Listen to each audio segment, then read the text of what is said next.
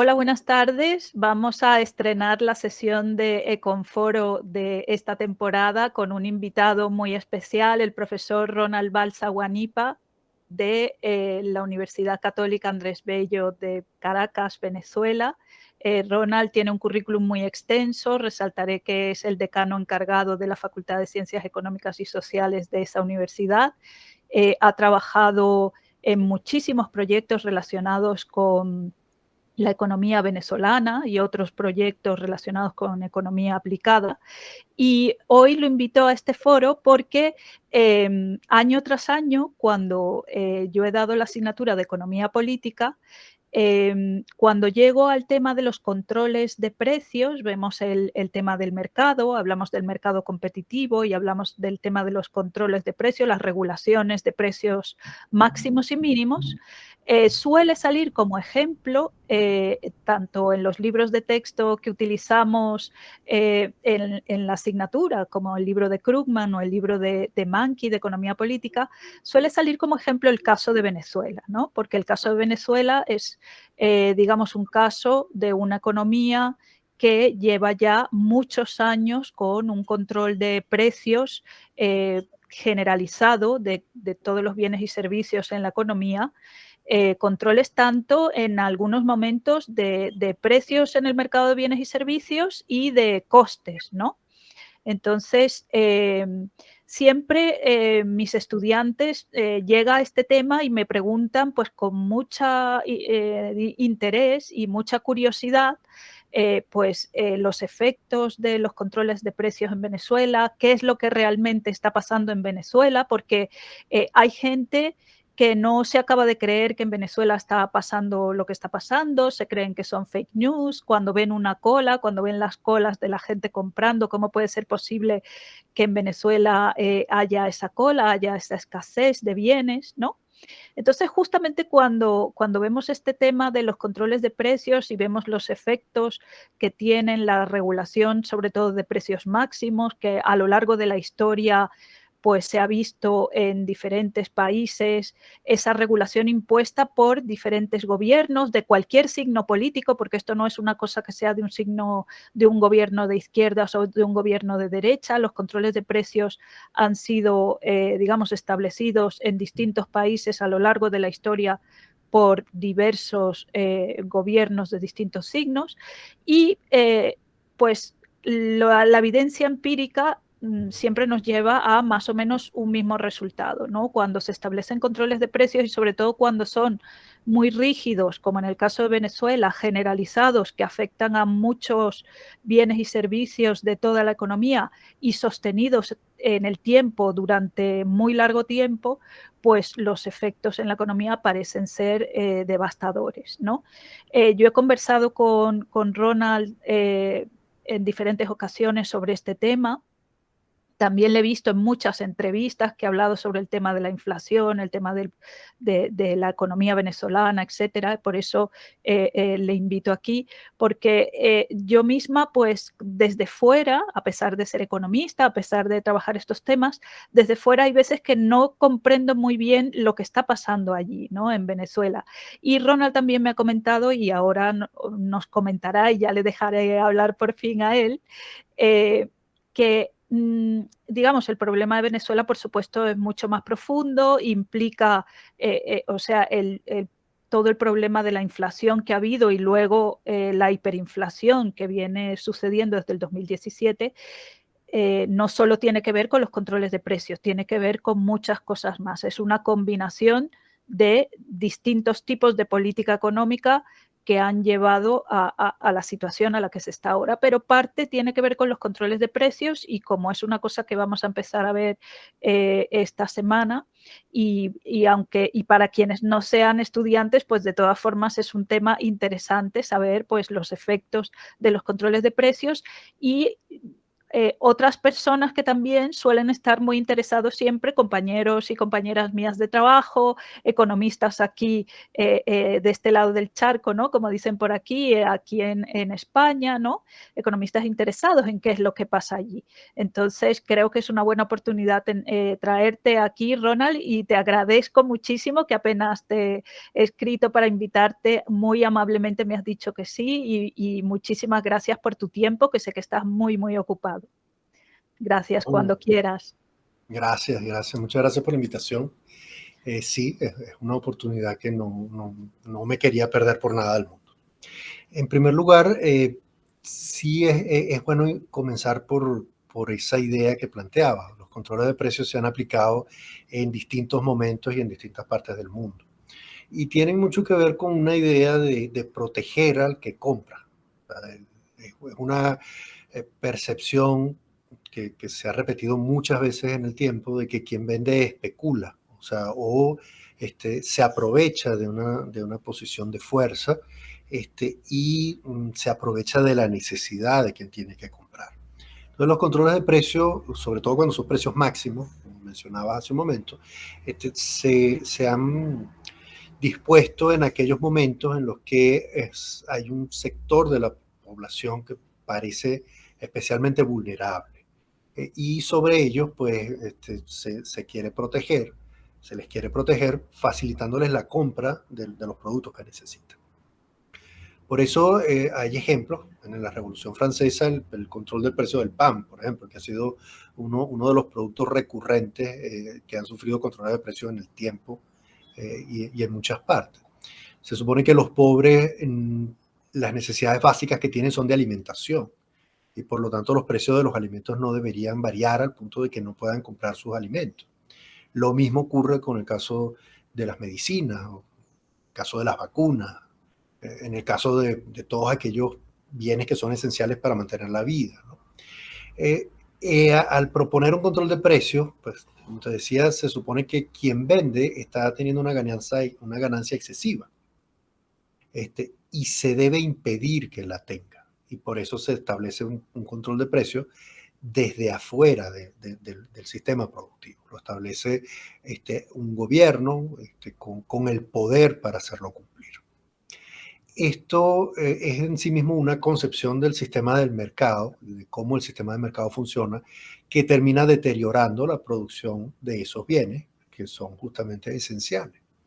Por eso cada vez que ha habido un control de precios, suele haber un problema posterior con la producción de esos bienes. Entonces se quiere lograr que los pobres puedan comprar su comida a precios bajos relativamente y se deja de producir comida.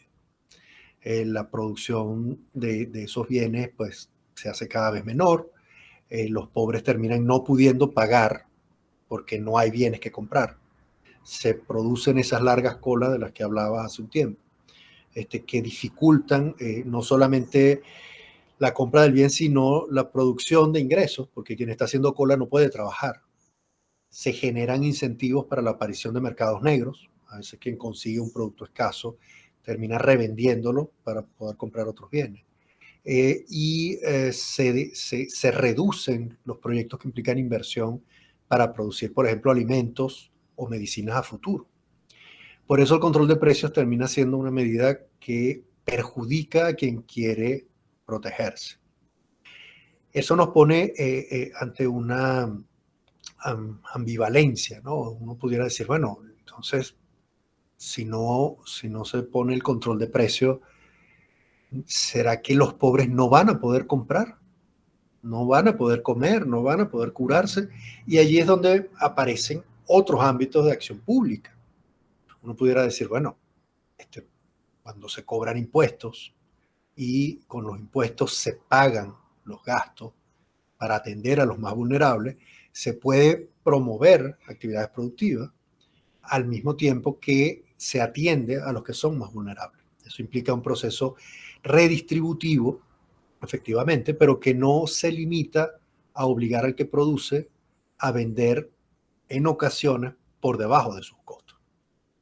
Implica el reconocimiento de sectores vulnerables, implica el reconocimiento de la necesidad de redistribuir recursos, pero no detiene las capacidades productivas justamente de los recursos más necesarios.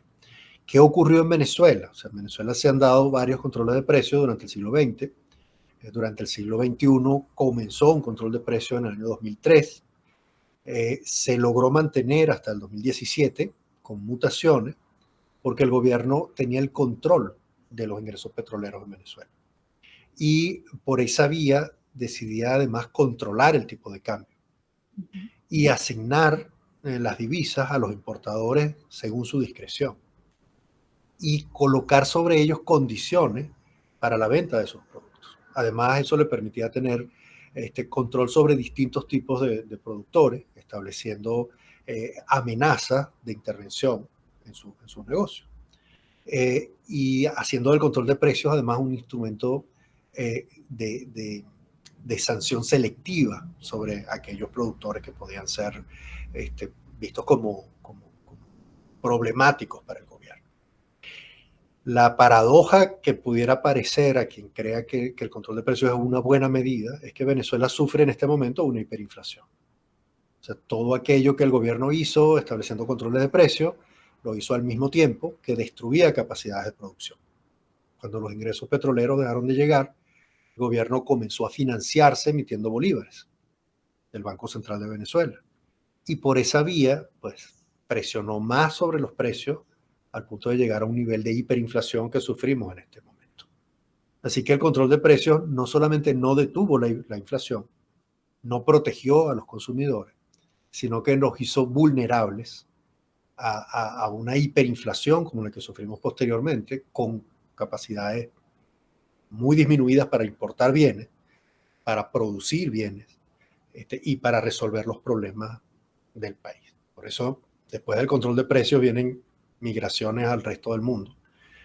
No porque haya una conexión directa entre una cosa y la otra, sino porque sí la hay entre la idea de cómo funciona el sistema de mercado, cómo se interviene sobre él y qué consecuencias tiene luego sobre la población que sufre ese tipo de medidas. Sí, sí, esto es clave lo que has dicho, o sea, un control de precios que se busca para, en principio, ¿no? Se pone para supuestamente proteger a un sector de la población y acaba, pues, teniendo el efecto totalmente contrario, no protegiendo a ese sector y no solamente eso, sino generando una destrucción del sector productivo de la economía, con lo cual se destruye empresas, se destruye empleo, no hay bienes para comprar, lo poco que hay se vuelve más caro y la gente pues se tiene que ir porque no hay posibilidades, ¿no? Se cierran posibilidades dentro del país, sobre todo cuando son controles de precios de tan largo alcance, ¿no? Tan extendidos en el tiempo, ¿no? Sí, Sí. y un muy buen ejemplo de un control de precios que no afectó al sector privado productivo, a las empresas venezolanas, es el control sobre el precio de la gasolina que estableció el gobierno sobre un producto de la misma empresa estatal, PDVSA, que produce petróleo y refinaba petróleo, con la idea de que subir el precio de la gasolina iba a causar inflación, iba a producir alzas en los costos de transporte, iba a hacer más difícil llevar los alimentos de un sitio a otro. El gobierno dejó de subir el precio de la gasolina. Ujú. El asociar la subida del precio a la protección de la población se convirtió en un peso, en un lastre para las decisiones del gobierno, porque Ujú. iba en contra de su propio discurso. Si subía el precio de la gasolina, tenía que aceptar que los precios debían subir cuando los costos se incrementaban. Sí. Al no hacerlo, dejó de tener medios para invertir en actividades productivas. Por Ujú. supuesto, hay otra serie de problemas alrededor sobre los que sería demasiado prolijo entrar, pero para limitar la conversación a esto, la gasolina se producía a un costo superior al que se vendía. Las capacidades para aumentar la refinación en el país estaban muy comprometidas. el gobierno, en lugar de recibir ingresos e impuestos por la vía del precio de la gasolina, endeudó la empresa y comprometió sus activos. Y al pasar unos años, pues la capacidad de producción y de importación de gasolina había desaparecido prácticamente. Y por eso en Sí, Venezuela se pueden ver colas de personas poniendo gasolina sí. en un país petrolero. Entonces, el mejor ejemplo Eso es tremendo, ¿eh? Sí, sí, sí, es que es muy fuerte. y peor si uno piensa que en Guayana, que es donde se genera electricidad, y por donde pasa el Orinoco, no hay luz ni hay agua. O sea, Sí, el precio de los servicios públicos no se ajustó en el tiempo, justamente porque había que proteger a la población. Y si uno lo piensa, pues las capacidades de estas empresas para ser bien manejadas estaban comprometidas desde el principio cuando no se entendía la función del precio. O sea, la función del precio exactamente. es lo primero que señala que una empresa puede ser bien manejada. No es porque hay que especular o hay que explotar o hay que ignorar a los pobres, sino porque una empresa no puede producir si no recupera los costos de producción. Si hay que tener medidas redistributivas, son de otro tipo. O sea, son otro tipo de políticas sociales las que se deben implementar para proteger a los pobres. Las políticas de seguridad social, las pensiones, la educación pública, la salud pública, pero no el control del precio de la gasolina, no el control del precio de la harina, de maíz, no el control sobre el precio del agua y de la luz, porque eso termina generando, eh, aunque no sea inmediata, sí la destrucción de las capacidades productivas. Y recuperarlas tampoco es Sí. inmediato. No, claro que no. Ahora recuperar todo esto se va a tardar mucho. Sí, Sí, el tiempo que pueda tardar siempre va a ser muy costoso sobre quienes no tienen luz ni tienen agua. Pero una de las mayores dificultades para recuperar es justamente volver al tema del precio. O sea, ¿cómo puede haber una nueva inversión en petróleo en Venezuela, o en agua, o en electricidad, o en infraestructura, si no se piensa que los precios deben variar en el tiempo? O sea, las exactamente. asociaciones público-privadas son unos temas de mucho interés en países de Latina y de Europa, pero allí los gobiernos tienen que llegar a un acuerdo con el sector privado para inversiones a largo plazo, entendiendo que deben ser rentables en términos sociales y en términos privados para quien haga la inversión. Entonces, para poder recuperar actividades productivas, hay que, hay que aceptar que los precios tienen una información relevante. Controlar el precio es limitar el flujo de esa información. En algún momento en Venezuela no se pudo importar cauchos, por ejemplo, Ujú, y los cauchos usados se podían vender de segunda mano. Y había quienes decían, ¿cómo es posible que un caucho usado en Venezuela sea más caro que un caucho nuevo en Alemania?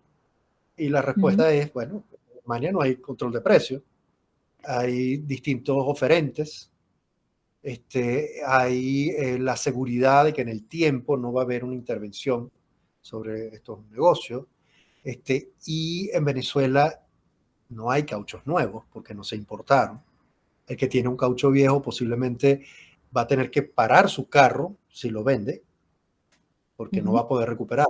Y si lo va a vender parando el caucho, porque necesita comida en ese momento, Sí, necesita pagar el colegio del hijo en ese momento. Entonces, el caucho que se vende no es el caucho alemán, es el caucho de quien está parando su carro en un país donde no hay importación de cauchos. Lo mismo con el exactamente. precio de los helados. ¿Por qué en Venezuela un helado puede ser más caro que en los Estados Unidos?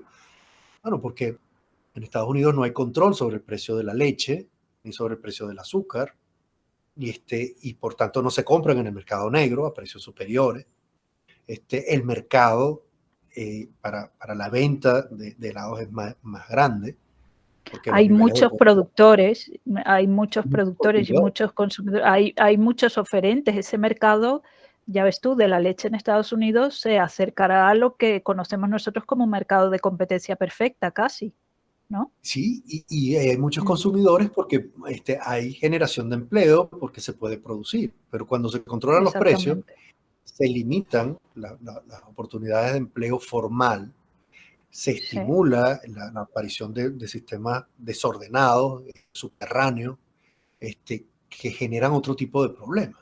Entonces, cuando se vuelven a ver helados en Venezuela a la venta, alguien podrá pensar que son demasiado caros porque se comparan con los precios en otros países. Y la comparación no es ujú, justa, porque hay pocos compradores de helado, pocos productores de helado, sí, en un contexto de controles generalizados, de ruptura de tejido productivo, que hacen que esas sí. comparaciones no siempre sean favorables. Exactamente. Y eso me lleva a hacerte una pregunta que no está directamente relacionado con los controles de precios, pero sí es una pregunta que se hacen mis estudiantes, yo misma, la gente que me conoce, me pregunta, oye, ¿y en Venezuela cómo hace la gente con la hiperinflación? O sea, ¿cómo es esto de que, no sé, a lo mejor incluso en un mismo día te cambien los precios, ¿no? De una cosa que vas a comprar a una hora y luego a otra hora ya está más caro, ¿no? O Sí, esto, ¿cómo hace la gente, además ganando sueldos, que los sueldos, pues no varían igual que varían los precios de los bienes y servicios con la misma rapidez, ¿no? sí. ¿Cómo hace la gente para vivir? O sea, ¿cómo hace la gente para adquirir lo básico? Bueno, también hemos visto que, que muchos venezolanos están pasando hambre, o sea que ya incluso para poder comprar lo básico y lo necesario, alimentos y medicinas, no es posible para mucha gente y de ahí también la gran emigración que hay, ¿no? En Venezuela. Pero la gente que queda allí, la gente que va a comprar lo que puede comprar, ¿cómo hace? Con los sueldos, con esas subidas de precios. Cuando uno lo ve desde fuera no lo entiende muy bien ni sabe cómo se puede resolver esa situación, ¿no?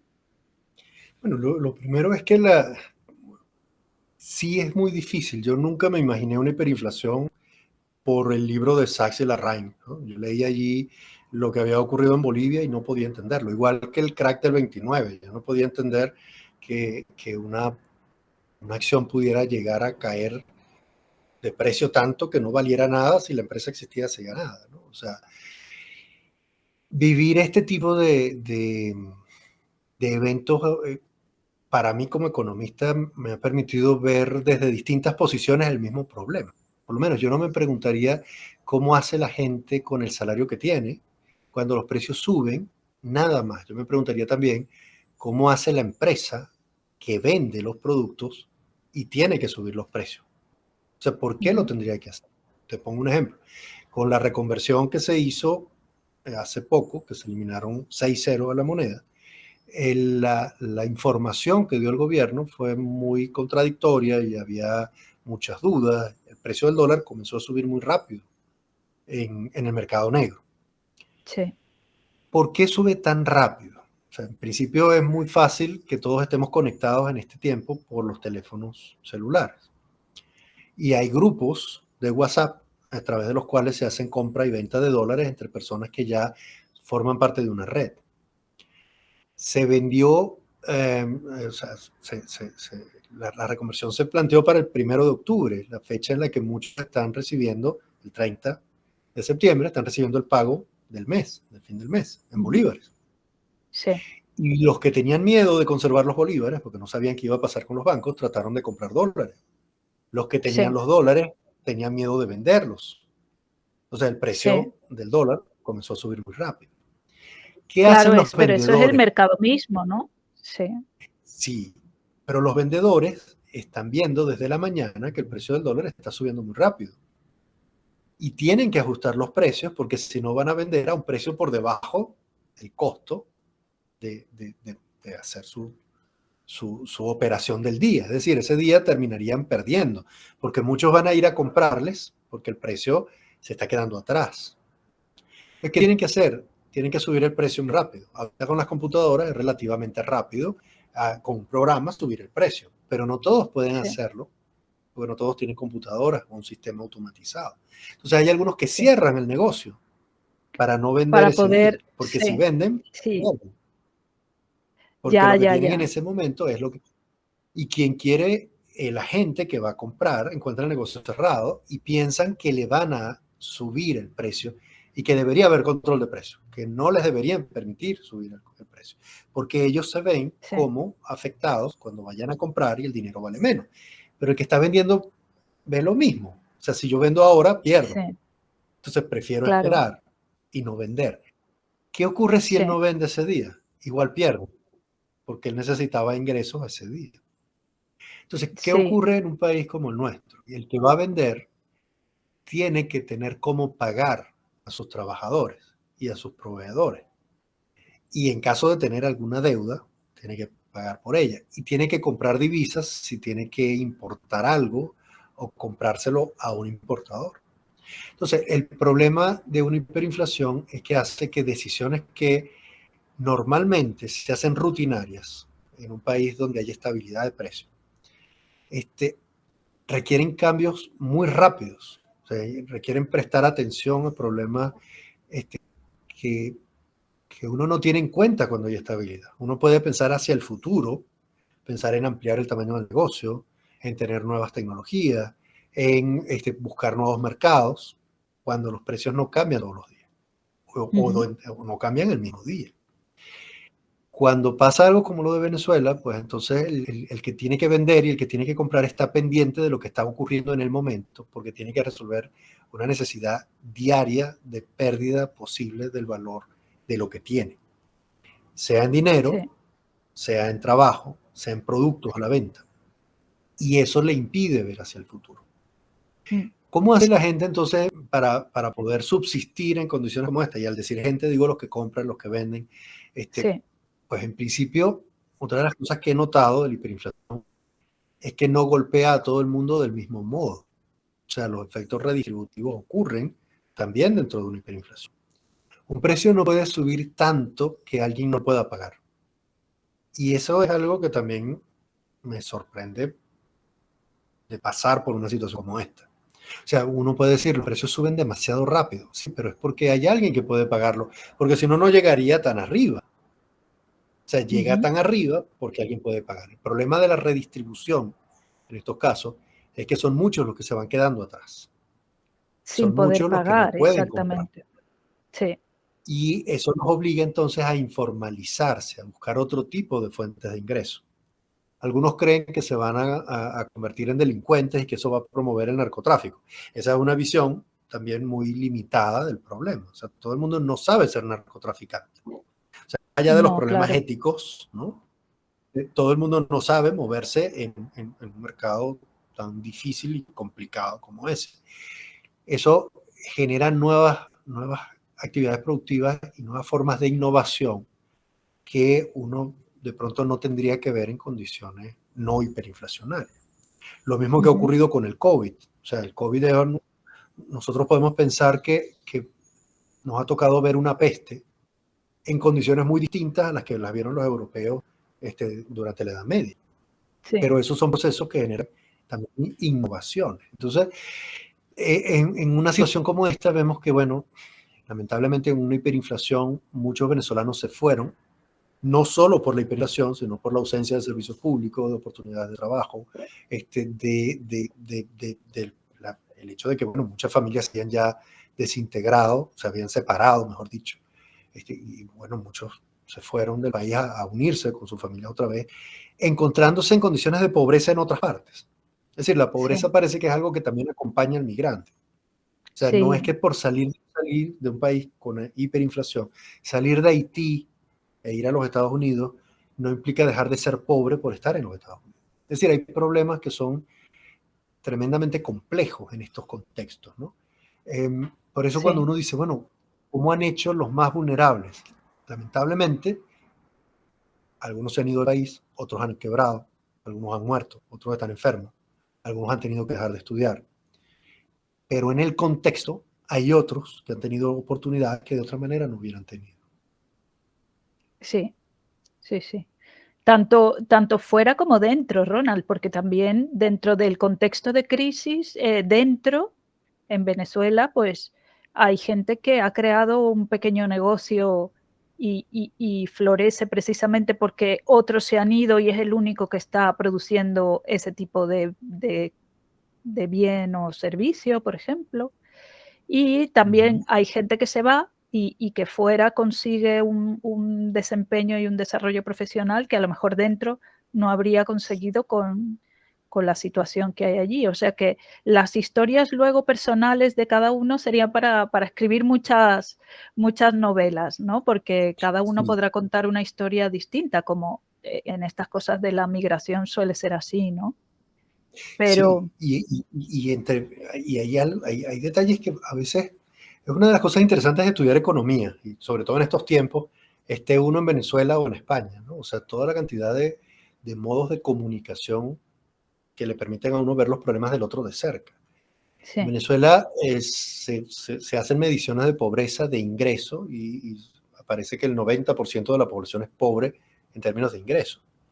Pero venimos de un país que tuvo ingresos petroleros muy importantes hace 10 años.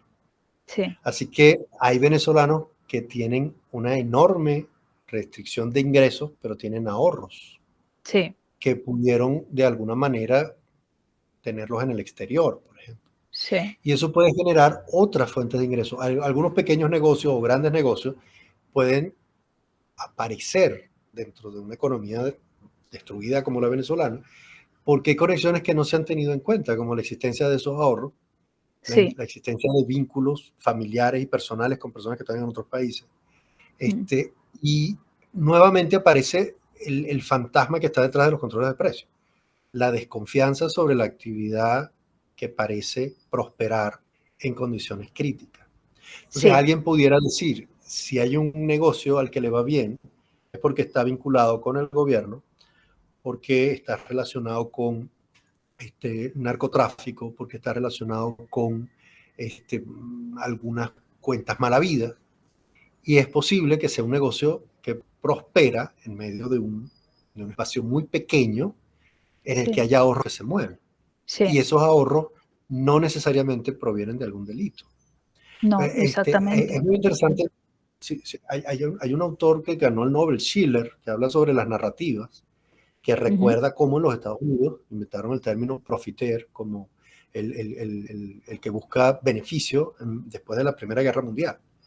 Como Sí, siempre, al que le va bien en medio de una tragedia es sospechoso de ser cómplice de la tragedia. sí, Y sí, finalmente, cómo el control sobre él parece exigido por los que están en peores condiciones, sin saber que a veces eso les lleva a ellos mismos a destruir oportunidades de producción que no van a tener de otra manera.